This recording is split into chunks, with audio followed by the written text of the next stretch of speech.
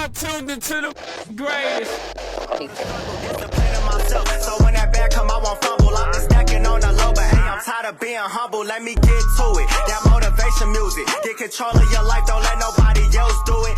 So when I gon' have match S550s. Back to back. What's going on, y'all? Welcome back to The Run with me, Manny Wilson. Now, I'm here from the live stream on YouTube at The Run Podcast. So check us out if you're listening to the podcast version of this on Spotify, iPodcast, wherever you get your podcasts. Tune in on all platforms. You got to see the clips. You got to see the live streams. Wherever you listen, just continue to do that, actually. So very much appreciate it. But I'm not going to hold you up, man. Look, so Shedeur Sanders got drafted in the 5th round, the 6th pick all the way to the 5th round, which was just insane. I did not expect that personally. I'm on record saying that, okay, Shedeur Sanders was probably going to fall late 1st round and maybe even early 2nd round, but no way in hell did I expect him to fall all the way to the 5th round. It got to a point where I'm watching Shedeur Sanders and I'm just looking at everybody else being drafted in front of him. And I'm like, okay, now Falcons, if you get the chance, if this man fall all the way to the 6th round, Falcons, like, let's just do it just because. So a couple things I do want to unpack in this whole situation here. So obviously, a lot of people immediately thought that this was just completely wrong. Like Shedeur Sanders, great talent, can throw the ball, extremely talented, helped multiple college programs out in terms of elevating their game. And eventually he fell down way in the rankings. People were expecting him to be an early draft pick. At one point in time, he was projected to be a top 10, top 5 draft pick, top 3 quarterback that was already drafted. But yet none of this even happened. So, it caught a lot of people by surprise. Myself, me, not really.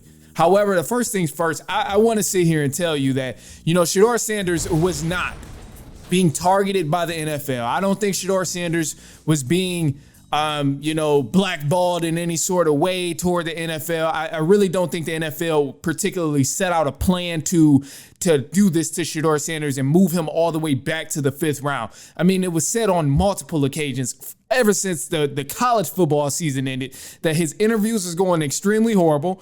Obviously, a lot of people were saying he's entitled. A lot of people were saying that he's just going to bring nothing but drama to a program. So these were some of the concerns from NFL teams, and these are documented all throughout his college career, all throughout the offseason after he finished college and everything. So this isn't anything that nobody's making up. I'm not making this up. This is well documented. So you can go back and look at all the evidence that is there from Shedeur Sanders being entitled and this and that and this and that.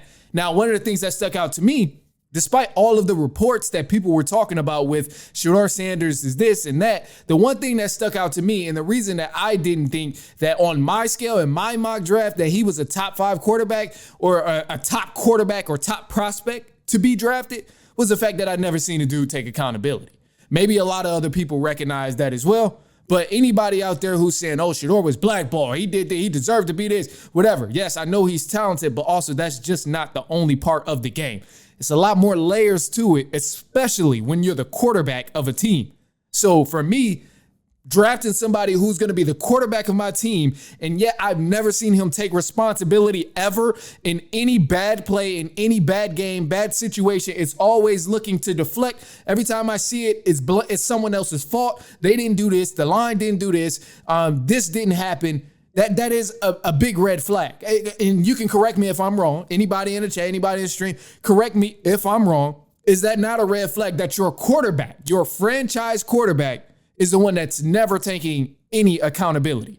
Because I find it crazy. How many times do we see guys in the NFL now as a quarterback accept whatever it was, accept all the blame for something that wasn't even their fault? We watched Lamar Jackson almost go to the Super Bowl, but he did not do that because Mark Andrews dropped the ball on the goal line, could have won in the game, but yet Lamar Jackson still went to the press conference and said, it was on me.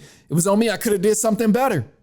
So that's the first thing right there of why I'm like, no, I doubt that Shedeur Sanders was being looked at any type of way where, okay, we got to set this plan out to intentionally move him down back to the 5th round. No, I'm not buying all of that. A lot of people too, the second thing I want to address here, a lot of people resorted to the fact that, oh, Shedeur's confident. He's a confident black dude. He obviously understands his own talent, all of that. That's cool and everything. And I still agree with you right there. But also, that's just the easy way out. Truth be told, that's the easy way out. Blaming it on race and race baiting, in a sense, to me, that's an easy way out, bro. Because, like I said, I don't want my franchise quarterback to be someone who's always deflecting. I don't give a damn how skilled he is. Now, do I think Shedeur was one of the least skilled quarterbacks in the draft? Hell no. Obviously, he's talented, but I don't want a quarterback who never takes accountability. That's just not what I would personally want. And maybe all of the other GMs in the league thought that as well. So that's my thing on there. The race card is just kind of an easy argument. It's an easy escape. And it's a lazy analysis, in my opinion, because there was just much more to it than that. I mean, Cam Ward literally went number one. And I know Cam Ward and Shedeur is two different people, but you got to be a damn fool to sit here and tell me that Cam Ward isn't confident in his work. Just because he doesn't flaunt it doesn't mean he's confident. And I know it's a slight difference here of, okay, this guy is confident and he flaunts it and he knows it, whatever, versus the other guy who is more humble about it. But, I mean, I still just think that's a little bit of a stretch to say, oh, well, they didn't draft him because of his race, because he's confident, because of this, because of that.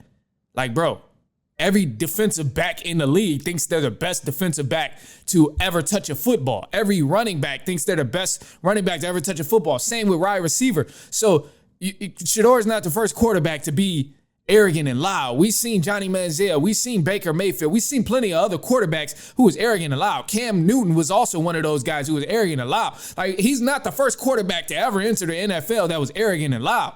So you pulling the race card on it is just a little crazy to me when there's a lot more other pieces to the story that we're not really connecting. Like, again, the main point that I keep making is that Shedeur Sanders never takes accountability. I cannot be the only one that notices that. And if you disagree with that, please, I beg you, please find me a clip of him saying that this pass was my fault or this game was my fault. The L was on me, please, because the footage is not out there. You cannot find that. And I know it would be documented because it would be the first of any time he's ever said anything like that. So I know it would be documented. But I'm not buying a whole race card. So that's lazy analysis there. That should not, ever. That's lazy analysis. I'm gonna leave it at that. Third thing here, Cleveland Browns, and then I'll let you guys go. Cleveland Browns here. I think they did a great job in the draft. Obviously, they picked up on some defense in the first round. But weird move to have such a stacked quarterback room.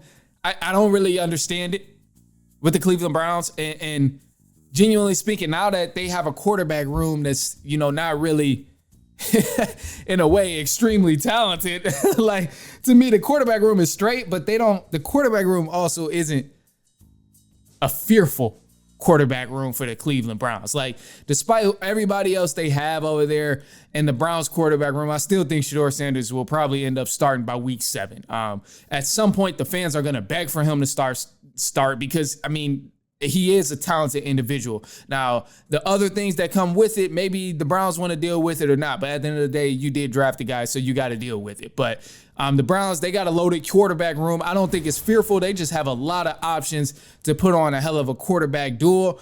So it'll be interesting to see how that pans out. But above all, man, obviously happy Shedeur Sanders did get drafted.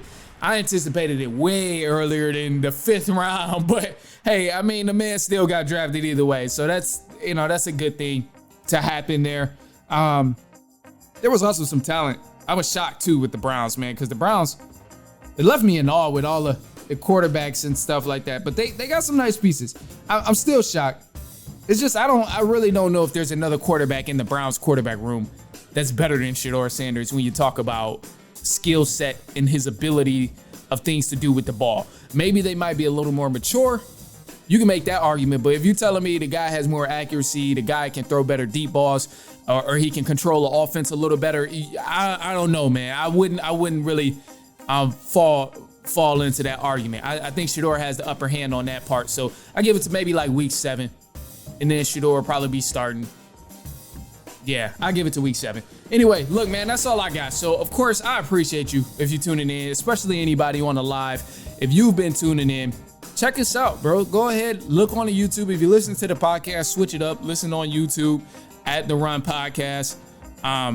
If you listen on on YouTube. Listen to the podcast on Spotify, iPodcast, wherever you get your podcast, all of that stuff. So definitely appreciate it either way it goes. But look, man, Eric Vincent is about to be joining me on the pod. I'm super excited about this, man. Beat reporter for the Detroit Pistons. So you got to tune in. If you're watching it live, you're listening to it, go and listen to that other episode with Eric Vincent, because we're about to have a field day. I'm super excited to get this show on the road with him. We actually co-hosted together at one point, and it was super exciting. It was super cool. It was out in Detroit, Sports Rap Radio. Man, it was just a fun experience. So I'm always excited to bring Eric Vincent back on. The chemistry is always cool. He knows what he's talking about. The guy knows ball. So I'm excited about that. Tap into that interview. Not really an interview, but tap into the conversation, I should say. Other than that, look, that's all I got. Follow us on social medias at The Run Podcast, and we'll be back with that next episode, actually.